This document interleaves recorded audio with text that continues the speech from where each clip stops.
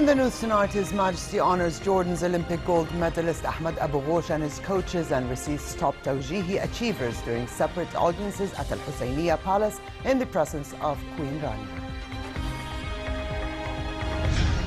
Iraqi Prime Minister Haider al-Abadi says the Iraqi army has dislodged Daesh from Qayyara oil-producing region, a key victory in an offensive to retake the group's de facto capital, Mosul. And the United Nations Special Envoy to Syria says talks between the United States and Russia this week are crucial for restoring the ceasefire in the country. Good evening and welcome to a new edition of the news. Here are the details. Their Majesties King Abdullah and Queen Rania received at Al-Husayniya Palace members of the Jordanian Olympic mission to Brazil. King Abdullah hailed the level of participation in the 2016 Olympic Games in Rio de Janeiro, where Jordan won its first ever Olympic gold medal, voicing pride in Ahmed Abu Ghosh, who scored gold in the Taekwondo 68-kilogram event, saying his victory held Jordan's name high in this international sporting event. His Majesty bestowed upon Abu Ghosh and his coach Faris al-Assaf the King Abdullah II Ibn al-Hussein Order for Distinction for this historic achievement. Jordan National Taekwondo Technical Director Chang Wang Pin was also awarded the King Abdullah II Ibn al-Hussein Gold Medal of Merit in appreciation of his efforts. Abu Ghosh's proud parents were present at the meeting.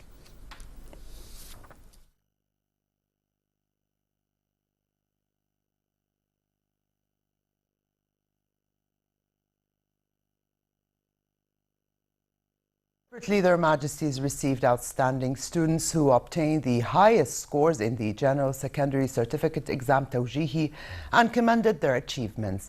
King Abdullah praised the students from the various streams and from across the governorates for the perseverance and diligent work. He said their hard work has paid off as a stepping stone towards a bright future and the fulfillment of their aspirations.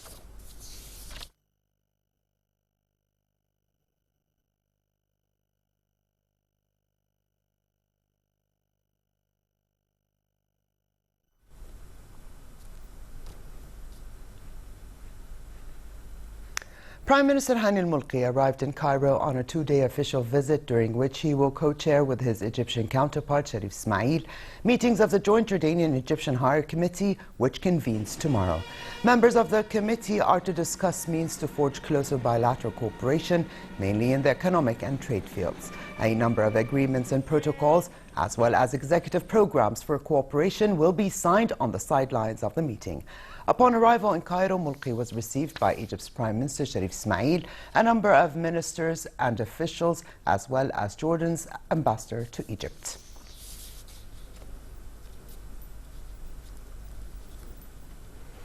Iraqi Prime Minister Haider al-Abadi said the Iraqi army has dislodged Daesh from the Qayyara oil-producing region located south of their de facto capital, Mosul. He said the liberation of Qayyara is an important step toward achieving the larger goal of restoring Mosul province. Iraq has put out fires at 4 oil wells, and work is underway to put out flames in the remaining wells that Daesh terrorists set ablaze before fleeing the city. Here's more.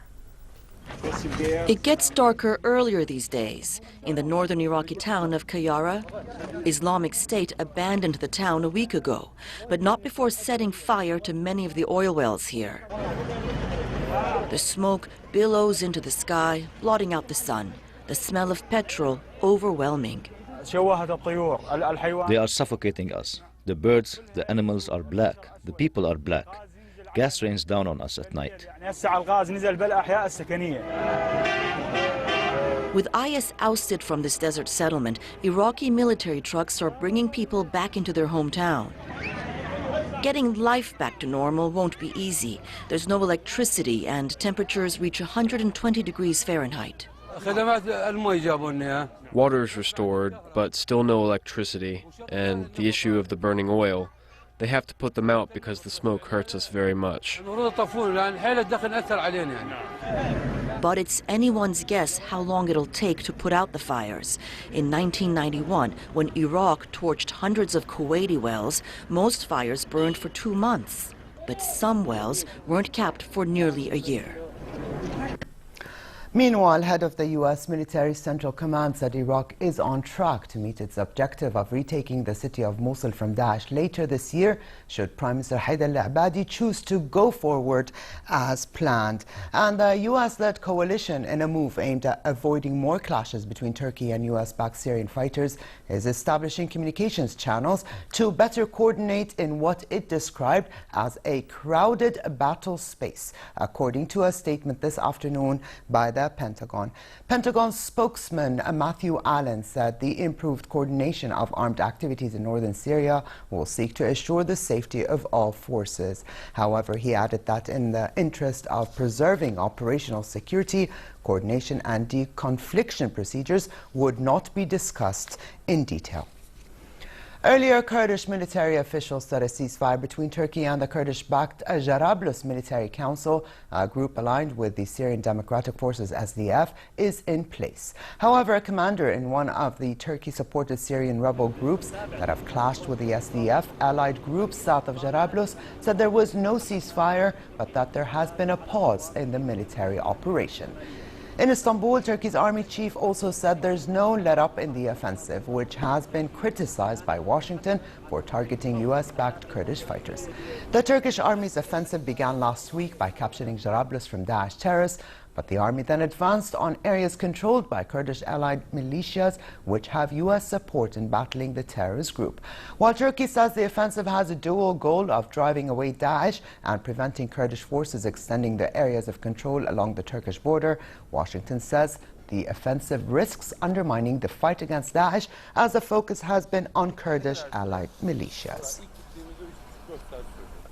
Echoing U.S. concerns about the Turkish offensive in Syria, French President François Hollande said he understood Turkey's need to defend itself from Daesh, but that targeting Kurdish forces which were battling the terrorist group could further inflame the 5-year-old Syrian conflict. Speaking to a gathering of French ambassadors in Paris, Hollande called on all parties in the Syria conflict to return to peace talks. Aujourd'hui, c'est la Turquie qui a décidé de déployer une partie de son armée.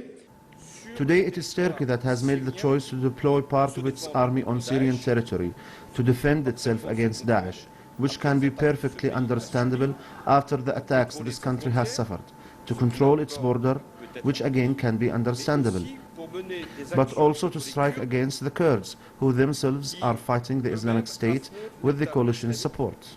Those multiple contradictory interventions carry risks of a general flare-up. In Geneva, meanwhile, there was another appeal to restore a ceasefire in Syria. United Nations Special Envoy Staffan de Mistura said upcoming talks between U.S. and Russian officials this week are crucial for restoring the ceasefire. U.S. Secretary of State John Kerry and Russian Foreign Minister Sergei Lavrov failed in all-day talks in Geneva on Friday to reach a breakthrough deal on military cooperation and a nationwide cessation of hostilities, saying they still had issues to resolve. Military officials from the two powers who back opposite sides in Syria's 5-year war have been meeting for weeks and still have to hammer out final details.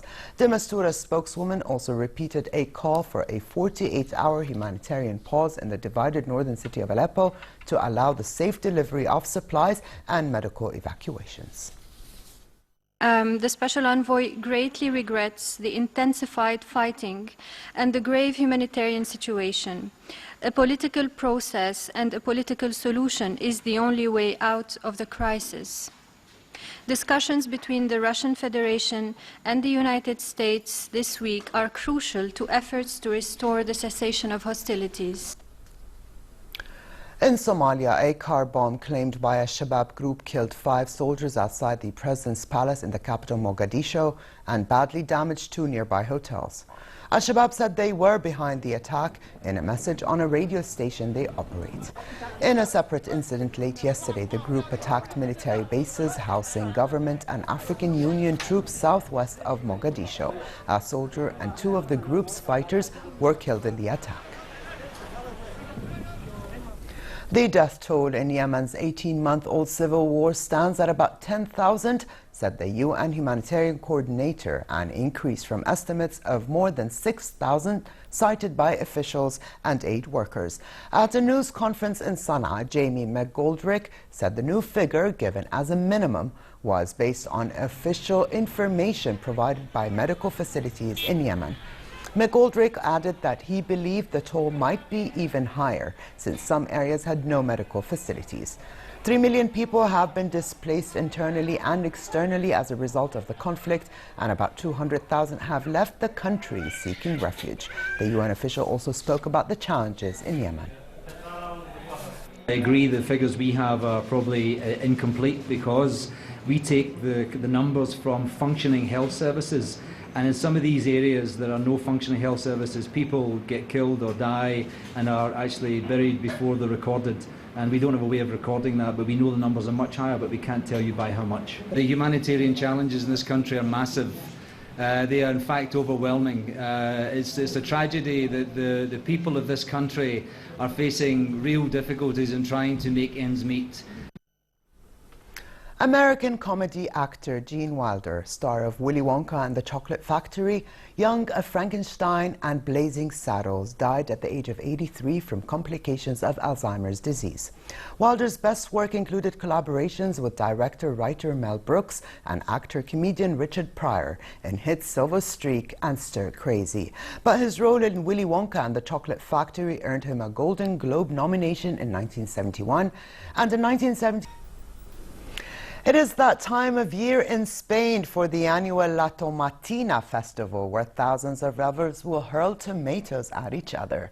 Every year on the last Wednesday in August, the town of Buñol in Valencia region prepares to get seriously messy when it stages what has become the world's biggest food fight. Trucks carried about 150,000 kilos of ripe tomatoes to Buñol for pelting at partygoers. Residents of the small town covered the facades of their shops and houses to protect them from the red juice and pulp, as they expect some 200,000 people to participate in the massive food fight. The Tomatina fight originates from a spontaneous bust-up amongst villagers in 1945, and the young people of the town then decided they had so much fun that the next year they brought tomatoes from home, picked up a quarrel in the street, and had the food fight all over again. And the rest is history.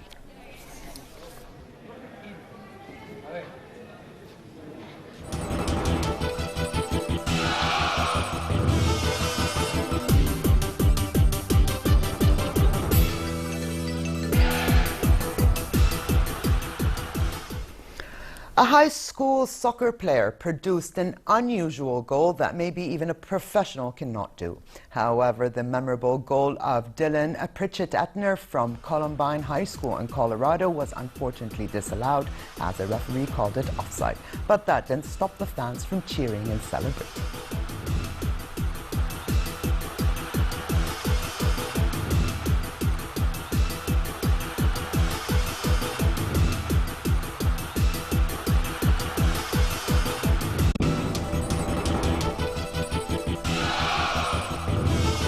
Wayne Rooney will end his international football career after the 2018 World Cup in Russia. The Manchester United forward was speaking to the media for the first time since New England manager Sam Allardyce confirmed he would keep the 30-year-old as his captain, and just ahead of the World Cup qualifier against Slovakia. England's record goal scorer with 53 goals, Rooney has been a stalwart for his country since bursting onto the international scene under Sven-Göran Eriksson at Euro 2004. England have not lost a qualifier since 2009, going unbeaten to reach Euro 2012, the 2014 World Cup and Euro 2016. But they have not won a tournament knockout game since the 2006 World Cup. And finally, moderate conditions continue across most regions for the rest of tonight, with northwesterly light winds. Tomorrow, a slight drop in temperature is in the forecast, easing August's heat that has affected the kingdom over the past days, with a high of 32 degrees Celsius expected in Amman. The Gulf of Aqaba should continue to expect hot conditions, with northerly moderate winds and calm seas. You now look at temperatures forecast for tonight and tomorrow.